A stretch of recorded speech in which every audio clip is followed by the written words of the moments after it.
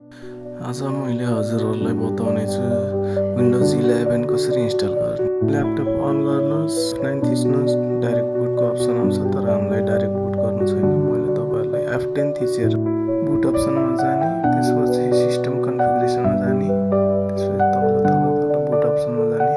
Boot अप्सनमा आइसकेपछि तपाईँले USB बुटमा जाने, इनेबल गर्ने, इनेबल छ मेरो। त्यसपछि लेगेसी सपोर्ट इनेबल हुनुपर्छ, सेक्युर बुट चाहिँ डिसेबल हुनुपर्छ है। USB बुट तपाईँको UEFI बुट अर्डरमा सबभन्दा माथि USB हार्ड डिस्क भनेर हुनुपर्छ है। यदि छैन भने तपाईँले त्यसलाई चाहिँ 5 or F6 थिचेर तलमाथि गर्न सक्नुहुन्छ है।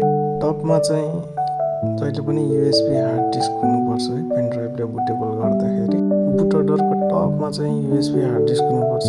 F10 थिचेपछि इन्टर गर्ने, सेटअप स्टार्ट हुन्छ। कसैको प्रेस एनी की भनेर आउँछ, जुनसुकै की प्रेस गर्दा नि यो अप्सन आउँछ। अपग्रेड गर्नु पर्यो भने यस थिच्ने, होइन भने नो थिच्दिने फुल इन्स्टलेसनको लागि। तपाईँहरूले अझसम्म लाइक र सब्सक्राइब गर्नुभएको छैन भने प्लिज लाइक एन्ड सब्सक्राइब।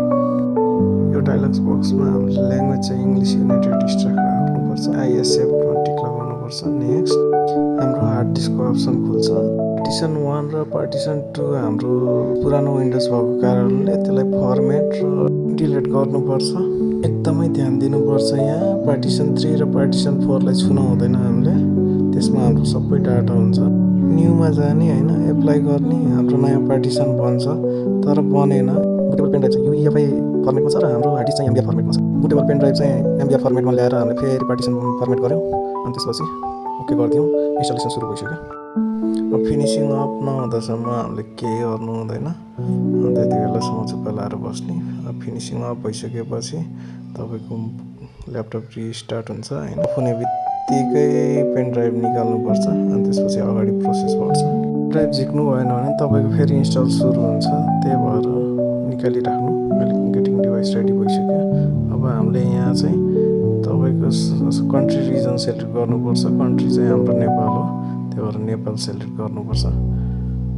र हामीले किबोर्ड चाहिँ US मोडमा राख्नुपर्छ। सेकेन्ड किबोर्डलाई स्किप गरिदिने। त्यसपछि यहाँ वाइफाईहरू अब कनेक्ट गर्न मन लाग्यो कनेक्ट गर्ने, आफ्नो नाम राख्ने, नेक्स्ट गर्ने, पासवर्ड राख्ने, नेक्स्ट गर्ने।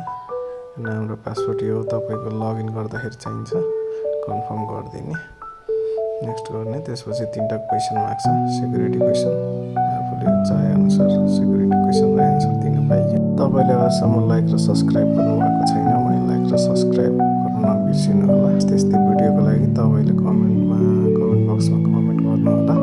कस्तो भिडियो चाहिन्छ तपाईँको प्रब्लमहरू दिनु होला, म सल्भ गर्छु। यो प्राइभेसी सेटिङमा तपाईँले चाहेअनुसार चाहिँ सेटिङहरू मिलाउन सक्नुहुन्छ। यहाँ एडभर्टाइजिङ आइडी पनि छ, मैले अफ गरिदिइसकेँ। हाम्रो ल्यापटप रेडी हुन लागिसक्यो।